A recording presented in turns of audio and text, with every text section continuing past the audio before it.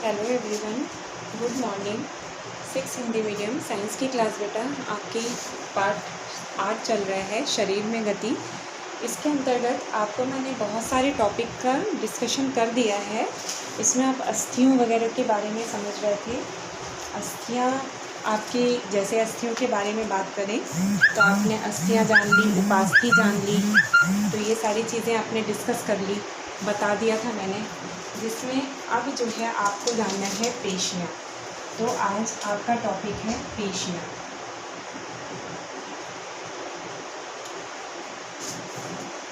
पेशियाँ पेशियाँ क्या होती हैं? इसमें आप ऐसे लिख सकते हैं कि शरीर का उभरा हुआ, उभरी हुई रचना, जिसे पेशियाँ कहते हैं, जिसे पेशियाँ कहते हैं।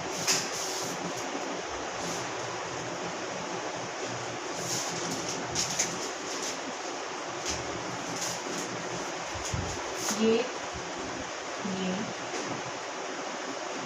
संकुचित अथवा शिथिल, ये संकुचित या शिथिल, ये संकुचित या शिथिल दोनों अवस्थाओं में, ये संकुचित या शिथिल दोनों अवस्थाओं में आ सकते हैं,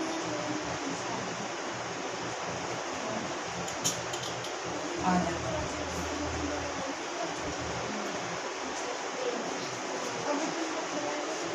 संकुचित अवस्था में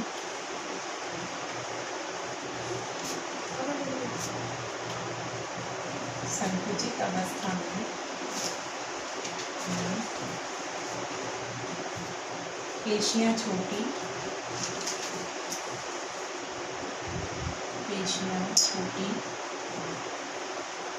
कठोर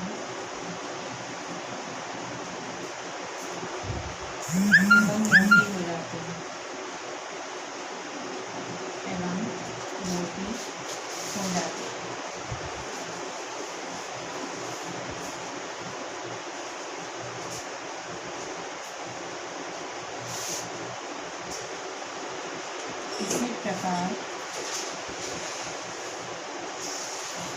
इसी प्रकार शिथिल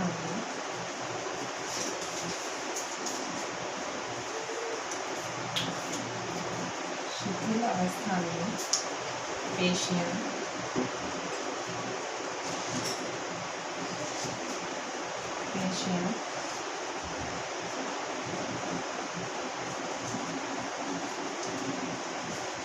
शिथिल अवस्था में पेशियाँ जो है कैसी हो जाती हैं?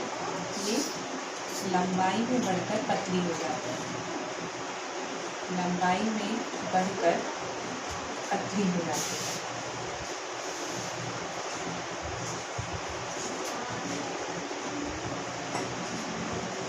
तो आपको ये ध्यान रखना है कि अब शरीर जो है, जिसकी बात कर रहे हैं आप, कि शरीर का उभरी हुई जो रचना है, शरीर की उभरी हुई जो रचना है, जिसे हम पेशियाँ कहते हैं, ये संकुचित या शिथिल दोनों अवस्थाओं में ये आ जाती है।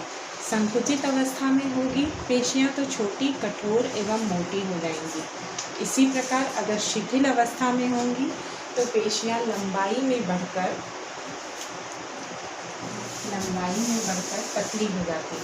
तो इस तरीके से पेशियों की बात करें तो शिथिल और इसमें आपका संकुचित दोनों अवस्था में पेशियाँ अपनी नज़र आती हैं। संकुचित ये भी होता है कि जैसे हम अपने हाथों को अगर इस तरह से मोड़ेंगे या छोड़ेंगे, तो मोड़ेंगे और छोड़ेंगे, तो इस तरह से जब छोड़ते हैं तो वो यानी मोड़ते हैं तो वो इस तरीके से छोटी हो जाती हैं जो अस्थियाँ होती हैं, वो पेशियाँ।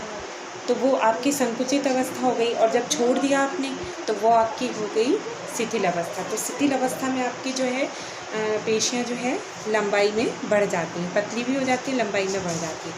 तो इसमें आप जो है इस तरीके से, अगर यानी कि संकुचित और शिथिल दोनों अवस्थाओं के अंतर्गत अगर बात करते हैं तो आप दोनों को इस तरीके से उदाहरण बतौर समझा सकते हैं कि अगर आपने मोड़ लिए तो आपकी इस तरीके से हो गई, और अगर आप फैला लिए शिथिल हो गई। तो संकुचित और शिथिल दोनों अवस्थाएं आप दर्शाते हैं। ठीक है, इसके बाद आप इसमें चर्चा करेंगे कि जंतुओं की चाल किस तरह से होती है। तो जंतुओं की चाल के बारे में हम अगर यहाँ पर ध्यान दें तो जंतुओं की चाल में आपको बताएं,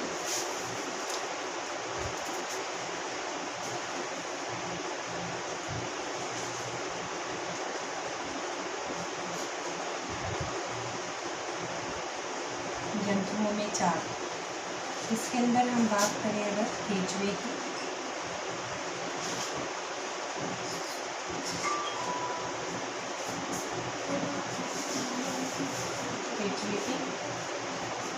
तो केंचुए की बात करते हैं तो केंचुए की गति किस तरह से होती है ये आपको पता ही है कि केंचुआ जो होता है वो आपका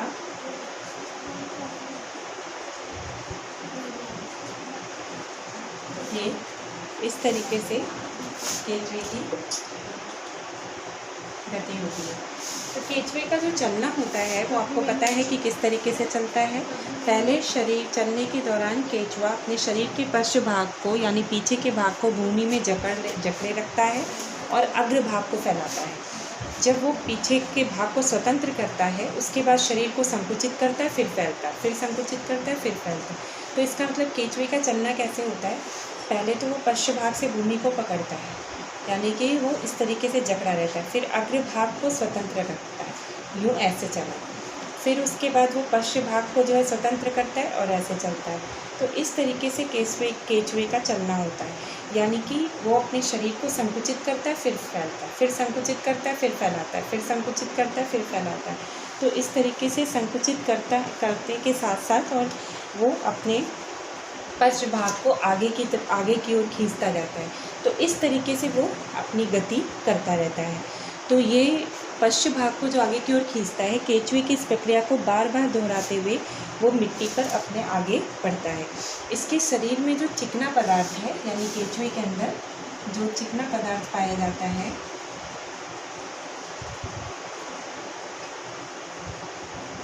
केंचुए के अंदर जो चिकना पदार्थ है वो जो है इसमें सहायक होता है, चलने में सहायता करता है। तो चिकना पदार्थ जो है चलने में सहायता करता है।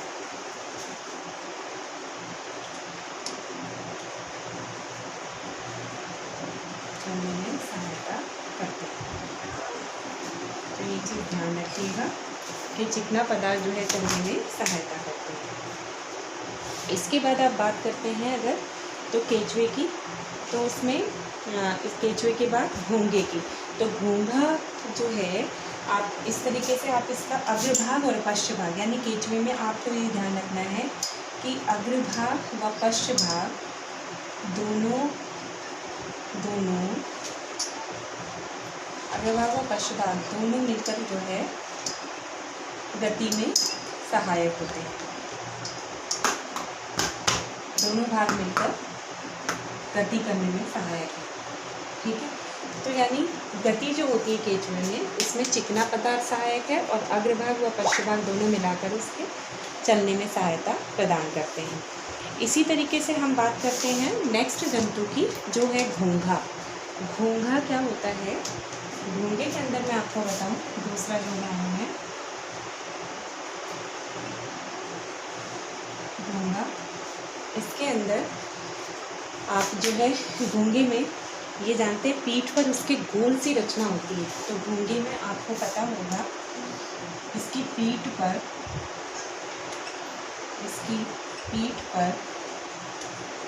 गोल रचना होती है और गोल रचना जो होती है इसी को हम कहते हैं कवच। इसकी पीठ पर जो गोल रचना होती है इसको हम कहते हैं कवच।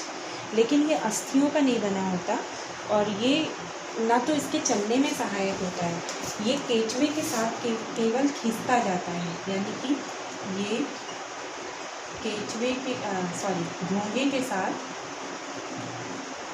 ये घोंगे के साथ खींचता है। यानी इसमें आप ये बता सकते हैं कि ये घोंगे के साथ खींचता है। इसके बाद इसमें केचुए में आप ये बता सकते हैं कि ये चलता किस तरह से है। तो ये जो इसके कवच होता है, इसमें ही इसका जो कवच है, इसमें खुलने पर उसका सिर नज़र आता है, उसका सिर दिखाई देता है, उसका सिर दिखाई देता है। तो इस तरीके से आप बता सकते हैं कि किस तरीके से जो है घोंगा चलता है। तो घोंगे के चलने में और केचुए की गति दोनों में आपको ये कंफर्म है कि कौन सा तेज़ चलता है। तो घोंगे और केचुए में आप जानते हैं कि घोंगा धीमी गति से चलता है और केचुआ तेज़ से। तो इस तरीके से आप समझा सकते हैं। तो घोंगे में जो इसकी पीठ पर रचना है वो गोल रचना कवच कहलाती है। कवच ये घोंगे के साथ ही खींचता जाता है, ये गति में सहायक नहीं होता लेकिन खींचता हुआ चला जाता है। इसमें खुलने पर उसका सिर दिखाई देता है।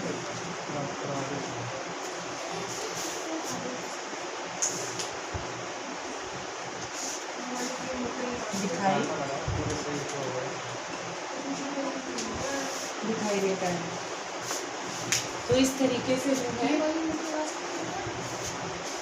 से जो है आप जो है इसमें समझा सकते हैं। और दोनों की गतियों की अगर बात करें तो घोंगे की गति में और केचुए की गति में किसकी गति ज़्यादा तेज़ है और किसकी ये कम है।